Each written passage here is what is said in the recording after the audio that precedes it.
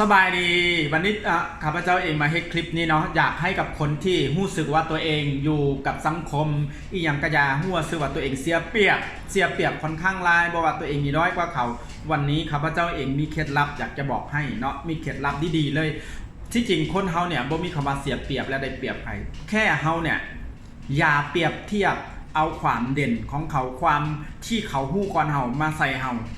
เนื่องจากเขามีโอกาสได้เรียนถ้าเฮาใส่แบบนั้นเฮาจะรู้สึกเลยว่าตัวเองเนี่ยจะขาดอีกอย่างตลอดเฮาจะจุดหนึ่งที่เฮ็ดให้คนหลายคนเนี่ยขาดพลังขาดแรงบันดาลใจย้อนเฮาเปรียบเทียบกับหลายๆคน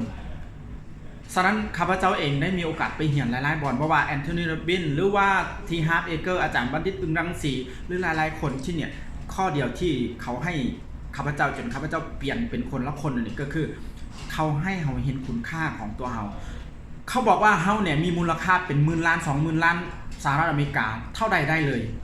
ทั้งที่ความรู้ที่เฮามีโดยที่เมื่อก่อนเนี่ยเฮาเห็นว่าตัวเองคือว่าด้อยฉะนั้นวันนี้อยากฝากทุกคนว่าจุดที่เฮาว่าเฮาเสียเปรียบที่จริงเฮาได้เปรียบแค่เฮาจงใส่คุณค่าของตัวเองอย่างข้าพเจ้าเองพอข้าพเจ้าได้รู้ว่าตัวเองมีคุณค่าตั้งใจเฮ็ดสิ่งที่ตัวเองฮักระยะเวลาสั้นๆสามารถเปลี่ยนแปลงตัวเอง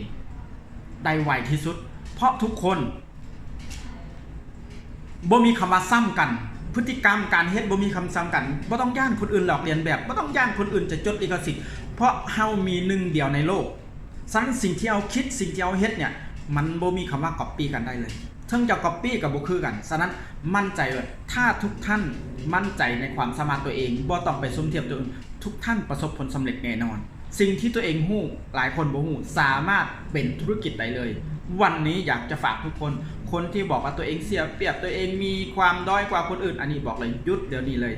จงหาจุดดีในตัวเองโดยเฉพาะความสำเร็จน้อยๆที่ตัวเองมีจงซื่นสมสุดท้ายเราจะได้ความสำเร็จใหญ่ๆที่สุดที่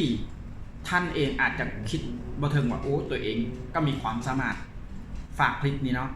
คลิปดีๆแนวนี้ถ้าทุกคนติดตามจะเจอข้าพเจ้าตลอดนะประธานบริษัทเลิฟเอทีเคดร.ไซราตามองสบายดี